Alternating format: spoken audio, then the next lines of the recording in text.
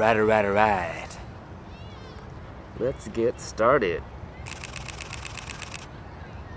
Click, click.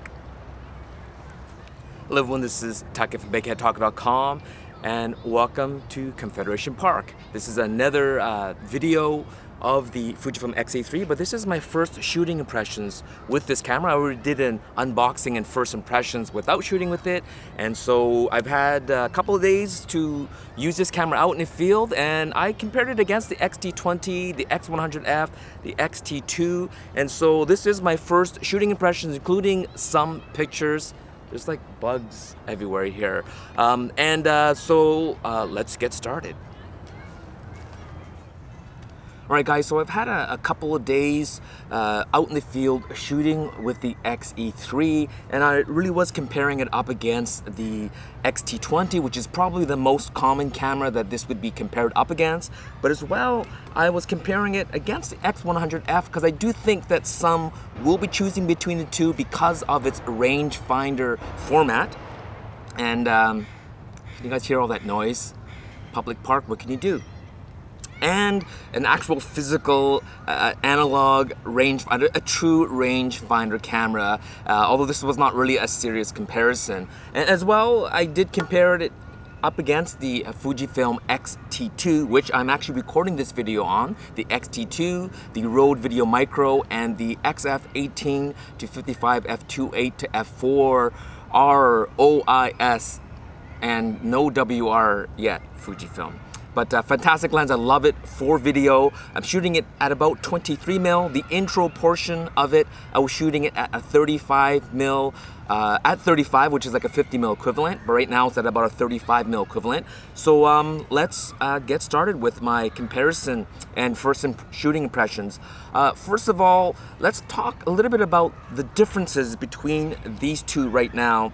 There is a autofocus mode called All, and it is on the X-T2. So I see single point, zone, and wide tracking. There is a new one called All, which is in the X-E3, which I'm sure the X-T20 will have or already has by the time you're watching this video. And it's actually a really great feature that you can jump between all the modes just by turning the rear command dial. And so that is fantastic. I found it very easy and intuitive to switch between shooting wide. I like the area when you know you're pretty much going to be shooting in the center, but at least you get 3, 4, 6, 8 separate focusing points that you can use so that you can stay on focus as best as possible. As well, there is a feature called Store AF Mode by Orientation, and I didn't get much of a chance to test it, but I'm sure that means orientation, meaning which way you shoot, and you can store based on the style of shooting, which is fantastic for those that do rely on a lot on the continuous autofocus, which this has the same as the X-E20, right? It has the adjustable continuous AF that you can have the 5 different shooting modes, not as adjustable or customizable as the X-T2, but definitely better than the X Pro 2. Image transfer order and display custom setting. I think that has a lot to do with probably an upcoming app upgrade for the smartphone app, and I don't have that yet, and so that will remain to be seen, but sounds interesting. And that is in the custom display setting mode. Focus lever setting in button dial setting. So again, we'll see what that means, but that's also what's different between the X-T20 and the X-E3. I know all this because I went line by line through the menus, so I can sort of catch the differences. But most of these differences, as I mentioned already, can be upgraded in firmware, so I don't think it's going to be a big deal, unless it's like a functional button thing.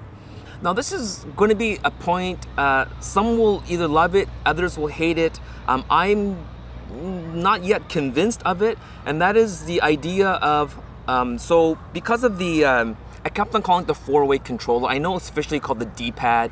I just don't like the name D-pad. It just sounds like some kind of a hygienic device or something. But anyways, the D-pad or the 4-way controller, there are 4 FN buttons, custom function buttons, and you don't have that on the X-E3. It does make for a cleaner back, and I actually did enjoy having all this thumb real estate. It's almost the distance between the LCD screen, the edge of the LCD screen to the edge of the side here is about the same size as the X-T2. So it really, for those of you with big fingers, big thumbs, big hands, and you just don't feel like being cramped, because it is a little bit cramped in the X-T20 between the articulating screen, and that's part of the reason why it's tight, and it's kind of cramped in there. There is more space here on the X100F here, but you still have the D-pad here. And so for those of you that like a cleaner design, you get the joystick, which is fantastic to navigate through your menus as well as to navigate through your focus points. That's great, but you lose those 4 custom functions. And the way that you compensate for it is by doing the swipe, right? So right there, I just brought up the what did I do? The white balance. And so I find that it works most of the time. As you can see, it's working again, and then swipe the other way and you get your film simulations, and that's obviously customizable. So you swipe all 4 directions to make up, to compensate for the lack of the 4 FN buttons. Again, some will love it, some will hate it. Let's just see what happens. One thing I did like is when with any of these Fuji cameras that don't have a committed ISO dial, is often I would use, I think it is FN up, is immediate access to your ISO, right? And so I go up, and you can't use a touch screen. Fujifilm will probably update the X-T20 with this touch screen, but anyways, that was a quick way. I didn't have to look or feel for it. I could set the I think by default swipe down is the ISO, and with that, I should have mentioned, with these swipes you can actually choose your features by just touching the screen, which is fantastic. The X-T20 does not have that yet. Hopefully they'll implement that. As well as the Q menu. If you press the Q menu and you get into Q here, you can also choose, as you can see, and then you can pick through everything all on screen, which is fantastic. That's the way touch should work, and eventually it should find its way into the main menus, which at this time, let's go into the main menus here, you can't scroll through. So that is just another upgrade that Fujifilm has to do.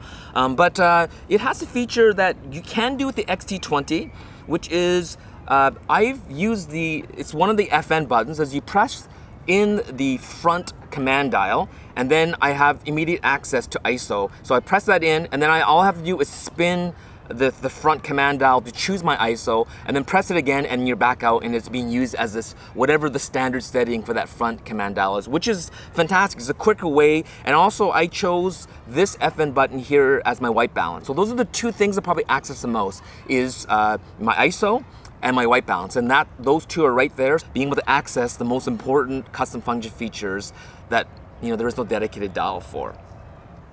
There's another setting for Bluetooth, the connection setting in the setup menu. Again, that is probably going to be a software-based feature. I don't think you have to have a Bluetooth module or whatever it is. So you can't upgrade this with that Bluetooth. This has Bluetooth. So I didn't have time to test it because the app hasn't been updated, but once it is updated, I will do a review of it. But it's all good as long as they're updating, especially the remote app that did not allow you to shoot video above 720p. It capped you at 720 if you use the app to start and stop the video, which made no sense to me. Hopefully it'll be able to use the app, like right now, to be able to start, stop, choose my focus point up to 4K, hopefully. And that's something that the X-E3 does have. It has 4K, which is fantastic. X Pro 2, hopefully the next firmware update. Those are the major settings. As I mentioned, I just kind of went through the menus to show the difference between the X-T20 and the X-E3, but a lot of it, as I mentioned, the AF mode, the all mode, store AF by orientation. Also, I forgot to mention the live view highlight alert, which is kind of nice for those of you that are worried about clipping your highlights. There is that mode in the custom display setting. I forgot to mention that. All these things you can probably, not probably, they will do a firmware update on the X-T20. So a lot of these features, as well as on the X Pro 2 and the X-T2, so that you can have some of the newer, especially the touch features that's on this. Moving on to to the pros and cons, the fact that this has both a joystick and a touchscreen, which only the GFX has at this time, and even the touchscreen on the X-E3, there's some features on here that's even more advanced than the GFX, so it'll be great to see if Fujifilm will add the 4-way FN button customization on the X-T20, because if they do, then that means you have not only the D-pad, the 4 FN buttons, they get another 4 using the touchscreen, and I think that'd be great. The more function, the more customization you do to a camera, the better. And then that way it'll put this one above this, except for the fact that this still has a joystick, which is what the X-T2 has, the X Pro 2, and the X100F has. And I find it's actually a really fast way to navigate through the menus and a quicker way to choose focusing points. On top, even better than just using the touch screen. I think that's fantastic. Oh, and another thing is to be able to pick the focus points while you're using the EVF. I forgot to mention that. You cannot do that with the X-T20. That should be upgradable. The Canon EOS M5 has it, and I had mentioned in my video to Fuji, you guys should put it in.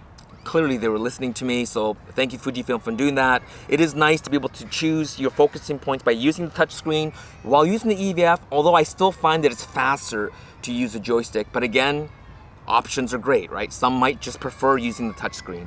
Touchscreen is great when you want to jump from one corner to the next. It's a little bit slower by using the joystick, especially if you're zoomed in on a smaller focus point and you want to get from one end of the screen to the other end. Well, from there, touch is much faster, right? You just touch what you want, where you want the focus point to go. So there are times where the touchscreen is faster than joystick, but in general, I prefer using the joystick. But again, options. Because of, this is another thing I have an issue with the X-T2 is that there's still buttons on the left side. I don't mind the dial on the left side to have a dedicated drive mode. This, you have to have a drive button, which the X Pro has, which again, as I mentioned, I don't like the fact that you have to dive into menus, because sometimes when you're in the wrong drive mode, like auto bracketing, and then you're trying to shoot normally, you're wondering what's wrong, and physically you can't look at the camera to see what's wrong. You have to dive into the menus, but I don't like the delete and play button on the left side. The X-T2 has the same problem, and the reason is because if you take a picture and then you want to see what happens, if you want to touch that button, the auto sensor for EVF gets in the way, so you have to learn to kind of loop around and press that, and I don't like that. The X-E3 has the play button right down here, so pretty much everything you need is accessible with your right hand and mostly with your right thumb, and I like that. It's a lot quicker to get, and you know, a lot faster when you're shooting and you don't have to look and you know where all your buttons are.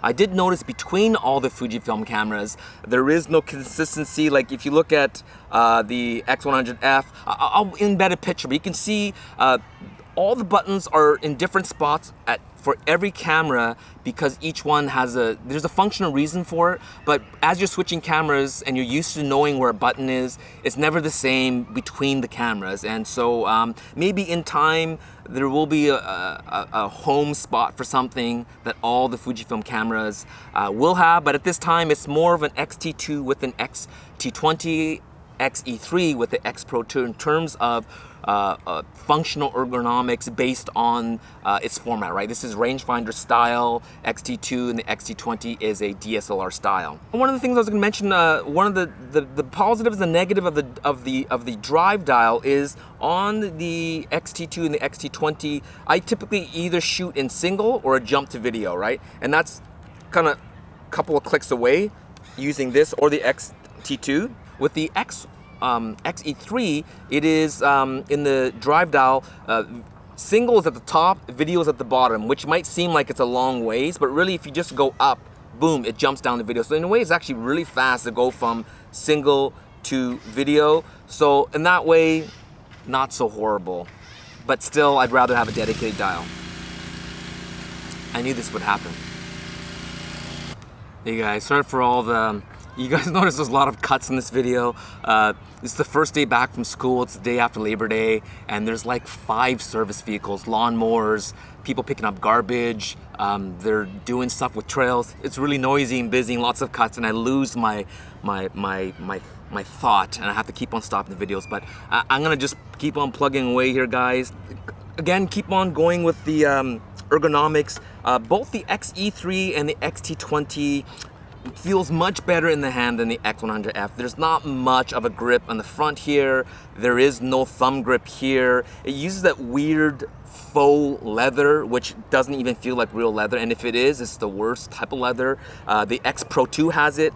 I don't like it. The X-T2, the X-T20 has more of a rubberized feel. This has that faux leather on the back and on the left side, but this is more of a rubber-like grip on the front, and it has a more protruding rear grip on the back with the AFL and the Q button, so it gives you a much nicer grip. It's a small camera, and the grip is nicer, so I really like that about the X-E3. Also, there are some design cues. The X-E3 has rounded rectangular buttons, while the X-T20 has round buttons, and that is really a nod to the X-T2. X-T2 has round buttons. The X Pro 2 has rounded rectangular buttons. So clearly it's sort of the distinguishing between the rangefinder style and the DSLR style. For shooting with this across body on a bicycle, which is often how I shoot, like this, it's a much cleaner, smoother back. I find the X-T2, I love it, but the eye cup and the EVF, it actually kind of pushes up against your ribs. The X-T20 has this as well, and it kind of pushes up against your side. The X Pro 2 and the X-E3, it's off the top left, the EVF, and so it's a lot smoother. And now without a D-pad, it's very comfortable shooting with, as well as in and out of a camera bag. It's a small difference, but this little hump. It's the same with the X100F. It's a smooth top. It comes in and out of a bag easier, and I found that with the X-E3 as well. It's an easy in and out. It's a very small ergonomic kind of a thing, but it could make a big difference for a lot of you that are out there shooting and hustling every day. Both of these, and maybe see how close the tripod the thread is to the battery, even on a very, very small tripod with a little quick release, you can't get the battery out, and it's really frustrating. The X Pro 2, the X-T2, no problem. The X100F has the same problem. It's so close. The memory card and the battery is in this slot here. Just a small point. Fujifilm, it wouldn't take a lot, would it, to just move these things over? Just move it over, even if it's just like half an inch. It'll make a big difference, guys. A little bit of a whining complaint there. In terms of size, I mean, I think you guys can already tell the X-E3 is slightly wider than the X-T20, but it is slightly but more noticeably shorter than the X-T20. In terms of weight, it's probably, the X-T20 is going to be slightly heavier, but it wasn't enough that I would actually notice the weight difference. It's more of the shape difference that you would notice. Another thing I noticed is that you can change ISO on the X-E3 during video recording, and as I mentioned, because I moved it to my front command dial, I don't think it'll work on your rear screen, but if you put the ISO to any of the your other physical FN buttons, which I say use the front command dial, because you can press in, turn it, and then press it back again. You can do that in video. You can do that with the X-T2. Maybe there's a way to do it with the X-T20. I couldn't make it do it. And so if I'm wrong, let me know in the comments, but you can't, at least at this time, change ISO during video recording using the X-T20. You can put the ISO to the rear dial for this, but I tried doing it in video and changing the ISO, didn't work. So that is another feature in the X-E3 that they can easily update on the X-T20 in firmware. Sort of my final thoughts, conclusion on my first impressions. There's been a lot of talk about the fact that the X-E3 is now being made I think it is in China. It's being made in China and no longer in Japan. The Made in Japan camera says Made in Japan, like right in the bottom right corner there. And it was kind of a distinguishing thing of like it being more of a premium camera. I think Fujifilm went building this in China instead of Japan, more to do with volume in production.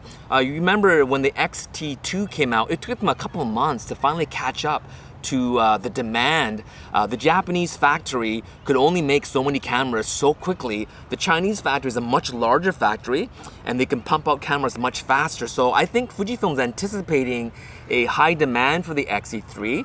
It is the most prolific of the X bodies, right? There's the X-E1, X-E2, X-E2S, and now this is on the X-E3, which is technically its fourth iteration, but the X-E2S was kind of a half upgrade. So this is the most prolific camera they have, and they're probably expecting high volume sales, and because of it, they need to be able to produce it faster. They can't produce the X Pro 2, the X-T2, the GFX, and the X-E3 in Japan. Some say this is a downgrade from the previous X-E2S and the X-E2. Just because it's made in China versus Japan, I don't think that in itself means it's a downgrade. But I do understand it does have that quick sort of the mode that goes into full auto, which makes people think more of the X-T20 and as a more consumer grade camera. And this is definitely aimed at the consumer. And so saying that, in terms of naming the X-E3, just to keep everything in the same line, like, you know, the X-Trans 3 sensor, the X Processor Pro, that the X-T2, the X Pro 2, the X-T20, it would have made sense to call this the X-E20. Right, X-E20 instead of calling it the X-E3, so that all the numbers are the same. So when the X-T3, the X Pro 3, the X-T30, and the X-E30, so that would have made more sense. But X-E3 is what it is called right now. So that's kind of my thoughts on the X-E3. I've had this for a couple of weeks now. I've had it out shooting for 2 full days, shooting with it. As I mentioned, I was on a bicycle or just kind of running around with a big backpack, and having this crossbody. Shooting experience-wise, it did feel a lot like shooting with the X100F in terms of the rangefinder shooting style. Although really, in terms of looks, guys, I know it's kind of a subjective thing, but the X100F is one of the prettiest cameras out there. I would say even right up there with the Leicas. I say this is probably the sexiest looking camera. Anywhere you go, people will ask you. If you like attention, you get the silver X100F. And even now, as I sit here and I stare at it, I mean, both these are most of all the Fujifilm cameras are really driven by its ergonomics and as well as their aesthetics, that film type look. And the X100F just destroys almost any camera in terms of looks, including the X Pro 2. And so in terms of looks, you can't compare the two, but I did enjoy, in terms of when I wasn't looking at the camera and the shooting experience, I like the on and off dial on the X100F. It's much nicer. The X-T20 and the X-E3 still feels cheap. The X-T2 and the X Pro 2 has the nicest feeling on and off switch, better than all the other cameras. The next one is the X100F, and then between these two, I say that the X-E3 feels a little bit better, but it's a little bit tight on the X-E3. If you are right eye dominant, and you can live without an optical viewfinder, and you like the Fujifilm system, this is a really a good option for you. As I mentioned, that little hump might not seem like much, but in and out of a camera bag all day. If you're going crossbody, the back is flat. The rounded square rectangular buttons along the side of the LCD screen are very, very flush. And so because of it, it just slides in and out of a camera bag really easy. And so for those of you that care about the real subtle ergonomics, I think shooting experience wise, I actually did prefer the X-E3 over the X-T20. EVF, I checked the specs. Should I stop talking or? All right, so that's it. That's my first impressions, thoughts on the X-E3, mostly comparing it against the X-T20. Both cameras are fantastic. For my personal choice, in terms of ergonomics and sort of a shooting feel, I prefer the X-E3, but there's something to be said about having a articulating screen as well as having a physical four-way controller, aka the D-pad, for quick access to custom function features. Much of the advantage to the X-E3 in terms of firmware can be updated on the X-T20 anyway. So we'll see in the next coming months how much of what's in here will be added to the X-T20, especially with the Q button, the Q menu, being able to use touch. I think that's fantastic, and that really is the future. There's also probably other things that I've been missing. When I get pre-production cameras, I'm not given the manual as I showed in my unboxing, and I get, I think I just got the PDF, official PDF sent by Fujifilm while I'm shooting this video a day before the release. And so because of that, there might be a few things I've missed. I'll try to embed as much of that as possible, or I'll have it on my website. And so thank you guys so much for watching the video. If you have any questions, ask them down below, or if you have any comments. Other than that, I don't really think there's much more to talk about other than, yeah, I really like this joystick. That's what I want to talk about. Joystick and touchscreen. Fujifilm, the X-T2 should have always had a touchscreen and a joystick. It took them to put it on the GFX to have both of those features for them to realize that there's no hypocrisy. It's not either or, but you can have both. And so that's the one thing I really like about the X-E3, that it has both of these. So I think that's it. I'm gonna stop talking. Thanks for watching, guys. Don't forget to go samurai on the like button. Don't forget to subscribe and tell your friends. Until next time, happy shooting. No, I took it out of continuous high, back into continuous high. So thanks for watching, and we'll talk to you soon. Happy shooting. We'll talk to you soon. We'll talk to you later. Happy shooting.